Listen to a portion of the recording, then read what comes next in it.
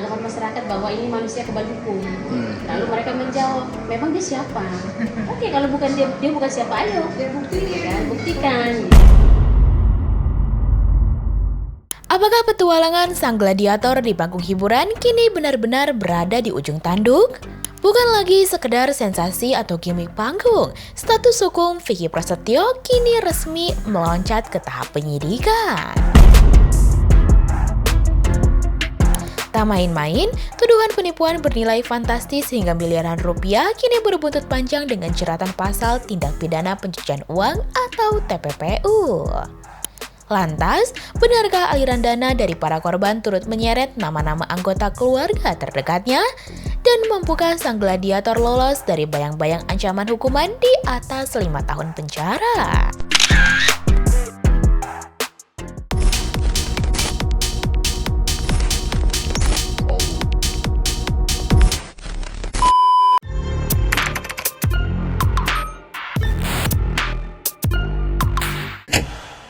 Kasus hukum yang menyeret nama presenter sekaligus figur publik Vicky Prasetyo kembali memasuki babak baru yang kian memanas.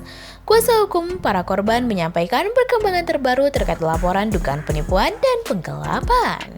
Pihak kuasa hukum para pelapor menyebut laporan yang sebelumnya berada di tahap penyelidikan kini telah resmi naik ke tahap penyidikan. Kuasa hukum menjelaskan bahwa peningkatan status perkara tersebut ditandai dengan diterbitkannya surat pemberitahuan dimulainya penyidikan atau SPDP setelah dilakukan gelar perkara. Menurut kuasa hukum korban, laporan yang kini naik ke tahap penyidikan berasal dari salah satu pelapor bernama Elita yang telah melaporkan perkara tersebut sejak tahun 2024. Ia menyebut proses penanganan sempat berjalan cukup lama, namun belakangan mengalami perkembangan hingga akhirnya masuk ke tahap penyidikan. Naik sidik ini adalah korban-korban dari VP, yaitu Bu Elita yang sudah melapor dari tahun 2024. Karena memang selama ini ada sedikit dengan adanya viral, kita teman-teman media kita update dan viral, dan di situ ada percepatan, ada running sampai hari Senin kemarin itu sudah gelar dan sudah naik sidik. Berdasarkan keterangan kuasa hukum, Elita disebut mengalami kerugian sekitar 2,3 miliar. Sementara laporan-laporan lain yang sebelumnya ditangani di Polres Metro Bekasi kini telah ditarik untuk digabungkan penanganannya di Polda Metro Jaya.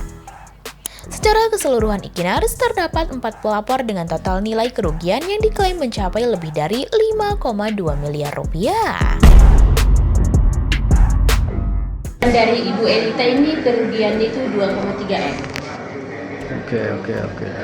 Dan korban-korban yang lain yang kemarin sudah kita laporkan di Polres Metro Bekasi, hari ini juga kita sudah ada penarikan untuk penggabungan ke Polda Metro Jaya. Seluruhnya ada 3, karena korban yang berawal dari kita respon awal waktu itu ada 3 korban, 4 korban termasuk seorang ibu yang lansia itu. Jadi totalnya itu 5,2 miliar lebih. Tak hanya dugaan penipuan dan penggelapan, kuasa hukum juga mengungkap bahwa dalam gelar perkara, penyidik disebut telah menambahkan dugaan tindak pidana pencucian uang atau TPPU. Menurutnya, dugaan tersebut muncul karena terdapat indikasi aliran dana para pelapor yang tidak hanya diterima oleh terlapor utama yaitu Vicky, tetapi juga diduga mengalir kepada pihak lain. Dalam kesempatan itu, kuasa hukum menyebut 2 orang berinisial NG dan R yang diduga ikut menerima aliran dana tersebut sehingga turut masuk dalam laporan. Bahkan pada saat gelar sidik kemarin, sudah ada penambahan pasal TPPU. Karena dana yang ditransfer dari para korban itu ada ke rekan-rekan yang lain, teman-teman yang lain atau adik-adiknya. Adik-adiknya dalam hal ini ya. Jadi saya tegaskan sekali lagi kenapa di sini juga ada pasal TPPU karena ada dugaan bahwa yang menerima dana dari PP ini bukan cuma PP saja, tapi siapa tadi adik-adiknya? Adik-adiknya. Ya, turut terlapor karena mereka juga menikmati dari dana para korban. Mungkin bisa pakai inisial untuk adik-adiknya itu siapa aja? Inisialnya. NG dengan R. Oke. Namun ternyata Iginaris, dugaan modus operandi yang digunakan Vicky tak hanya terbatas pada perjanjian investasi bersama. Kuasa hukum juga membeberkan kronologi modus lain yang menyentuh ranah personal hingga adanya temuan laporan kasus baru.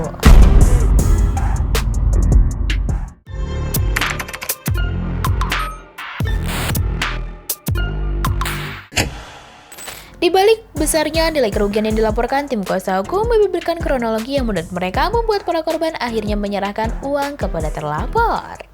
Kuasa hukum menjelaskan bahwa perkara yang dilaporkan kliennya bernama Gusti tidak hanya berkaitan dengan dugaan kerjasama investasi pada sebuah usaha minimarket. Menurutnya, terdapat pula dugaan pinjaman pribadi yang dilakukan di luar perjanjian investasi tersebut. Gusti mengaku sempat diminta memberikan pinjaman setelah Vicky membawa nama sang ibu yang dikatakan sedang sakit dan membutuhkan biaya pengobatan. Karena merasa iba, Gusti akhirnya mentransfer dana pinjaman pribadi sebesar 500 juta rupiah. Ini kan ada 3 case ya. Satu itu perjanjian investasi mereka kerjasama di Mini Sugar. Yang kedua itu ada pinjaman pribadi, yaitu membawa nama FVP bahwa beliau ada sakit, dan dengan tersentuhnya Kak Gusti langsung mentransferkan uang itu, dan itu termasuk pinjaman pribadi. Itu 500 juta. Dan kita nanti surprise lagi ada laporan baru. Tak berhenti sampai di situ, Gusti bersama kuasa hukumnya juga mengungkap akan kembali membuat laporan baru. Laporan tersebut berkaitan dengan dugaan penggunaan cek kosong senilai 500 juta rupiah yang disebut masih berkaitan dengan korban yang sama. Cek kosong 500 juta. Dengan korban yang baru. Dengan korban korban yang sama. Dengan Iya. Dengan perkara yang berarti nama ibunya juga akan terseret juga nantinya. Kalau nama ibunya kan hanya dipergunakan sebagai alat saja. Sementara itu, kuasa hukum menjelaskan bahwa seluruh laporan kini dipusatkan di Polda Metro Jaya agar proses penyidikan dapat dilakukan dalam satu penanganan, mengingat pihak terlapor maupun pihak-pihak yang turut dilaporkan merupakan orang yang sama. Jadi, makanya kita hari ini langsung minta untuk penarikan ke Polda Metro Jaya supaya penggabungan, karena terlapornya itu dan turut terlapornya itu sama. Seperti itu. Meski perkembangan perkara mulai menunjukkan titik terang, para pelapor mengaku perjuangan mereka belum selesai, sebab masih ada satu proses penting yang kini paling mereka nantikan.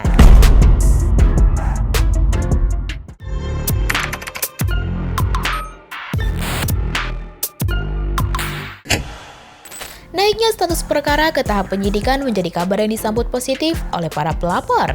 Namun bagi mereka, proses hukum baru benar-benar akan terasa tuntas apabila seluruh tahapan berjalan hingga memberikan kepastian hukum. Kuasa hukum menjelaskan bahwa setelah diterbitkannya SPDP, pihak penyidik kini tengah berkoordinasi dengan pihak kejaksaan sesuai mekanisme yang berlaku. Ia meminta publik menunggu perkembangan lebih lanjut terkait proses hukum berikutnya. Menurut kuasa hukum, dugaan tindak pidana penipuan memiliki ancaman hukuman di atas 4 tahun penjara. Sementara apabila dugaan tindak pidana pencucian uang atau TPPU nantinya terbukti di pengadilan, ancaman hukumannya dapat mencapai 15 tahun penjara. TPPU-nya itu ancaman 15 tahun. Nah, karena itu di soal pasal berlapis ya, di pasalnya dicontohkan maka bisa lebih dari 15 tahun ke atas. Tergantung nanti dari fakta-fakta penyelidikan, kemudian seperti apa, pasal apa yang kita dikenakan. Sementara itu Iginaris, para korban mengaku bersyukur karena laporan yang dibuat akhirnya mengalami perkembangan setelah cukup lama menunggu. Korban pun berharap proses hukum dapat terus berjalan sehingga memberikan kejelasan bagi seluruh pelapor. Gak cuma itu, para pelapor dan kuasa hukum juga menyampaikan apresiasi kepada semua pihak yang selama ini terus mengawal perkembangan perkara tersebut. Mereka menilai perhatian publik ikut membantu mendorong pencepatannya penanganan kasus.